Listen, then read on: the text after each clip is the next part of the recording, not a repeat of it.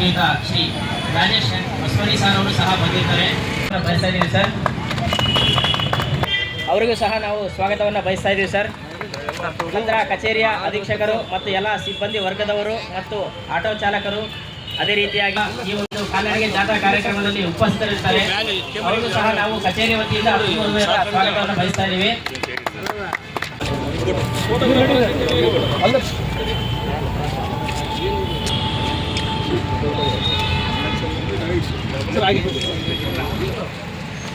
Sir ಇಲ್ಲಿ ಕರೆ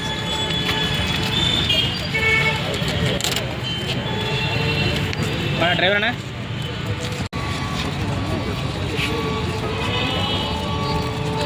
ಡ್ರೈವರ್ಗಳು, ಇತರೆ ಸಾರ್ವಜನಿಕರು ತಾವೆಲ್ಲರೂ ಈ ಜಾಥಾದಲ್ಲಿ ಪಾಲ್ಗೊಂಡು ಕಂಪಲ್ಸರಿಯಾಗಿ ಹಳೆ ಡಿ ಸಿ ಆಫೀಸ್ ಹತ್ರ ಬರೋವರೆಗೂ ನೀವು ನಮ್ಮ ಜೊತೆ ಇರಬೇಕು. ರಾಜೇಶ್ ಹೊಸಮನಿ ಸರ್ ಅವರು ಮತ್ತು ನಮ್ಮ ಪ್ರಾದೇಶಿಕ ಸರ್ ಅಧಿಕಾರಿಗಳು ಮತ್ತು ನಮ್ಮ ಹಿರಿಯ ಮೋಟರ್ ಅನ್ವೇಷಕರು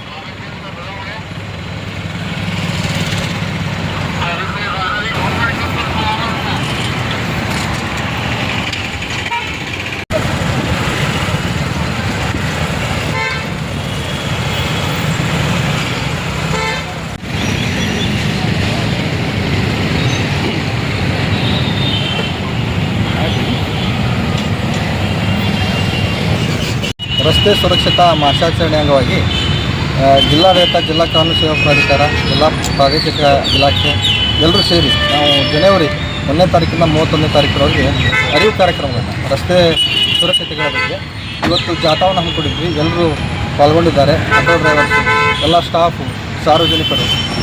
ಈ ಕಾರ್ಯಕ್ರಮದ ಮೂಲಕ ಅರಿವನ್ನು ಮೂಡಿಸೋದು.